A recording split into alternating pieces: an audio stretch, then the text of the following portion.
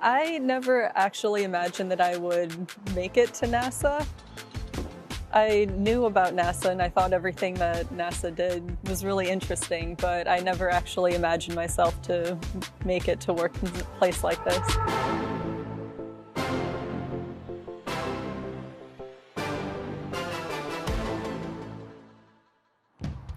My name is Sam Zauber. I'm a test engineer here at the 14 by 22 foot subsonic wind tunnel at NASA Langley Research Center.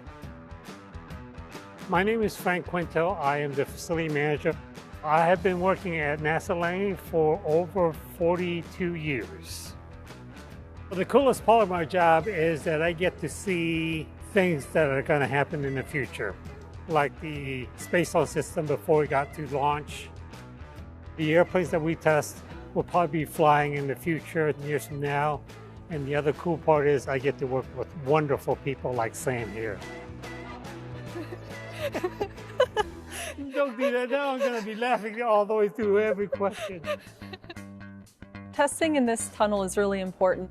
Every time you fly commercially, you fly on a plane that was tested at a facility such as ours. We've checked it for safety, we've checked it for fuel efficiency, and we've helped improve the features on it that leads the technology into the next generation of aircraft. As a test engineer for the wind tunnel, I do the technical coordination for a wind tunnel test. So if a researcher wants to test an airplane in our tunnel, then I set up the instrumentation and the data system so that we can get them the best possible data. A wind tunnel works by blowing air over a model that we are interested in learning more about. Our maximum speed in here is about 235 miles an hour. With that speed, we normally concentrate on what we consider the most important part of flight, which is the takeoff and landing. There are a lot of things that we tested that need to take off and land. Future airliners, the space launch system, helicopters, military airplanes. So those are some of the things that we have tested in our facility. So as you can see behind me, we have a very large fan. The fan is 40 feet in diameter, consisting of 9 wooden blades made out of Sitka spruce. Each fan blade is 16 feet long, weighing about 650 pounds apiece. The fan is attached to a 12,000 horsepower electric motor. That fan will push air through a tunnel that's looped on itself. And on the other side of this tunnel will be an aircraft or whatever our model is. Well, some of the strangest things that we have tested in a 14 by 22 include things like wheelchairs, exhaust stacks, radar dishes, wind turbines, race cars, NASCARs, Formula One, and Indy racers. Just like any other engineer, one of the big tasks that always comes up is troubleshooting. Things don't always go the way that you expect them to go.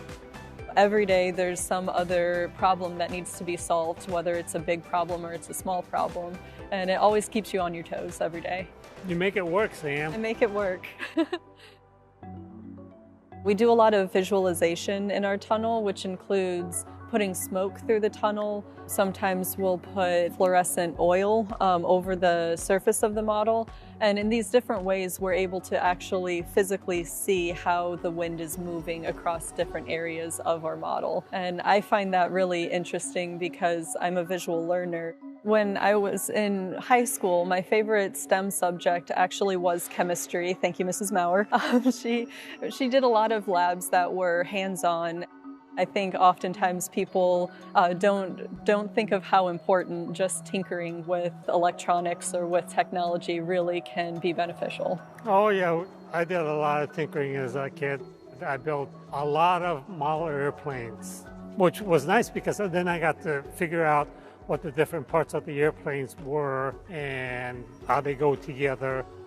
A lot of people think that just because they are more artistic or more creative that they're not cut out for a STEM field. But in all honesty, engineers, scientists have to be creative and have to be somewhat artistic to be able to come up with these new ideas and see how they can solve the problems in the world around them.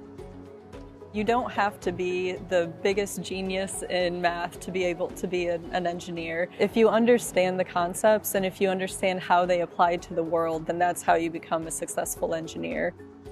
Almost everything in the world today is part of science, technology, engineering, or math. Just keep at it. If it's not interesting to you, give a different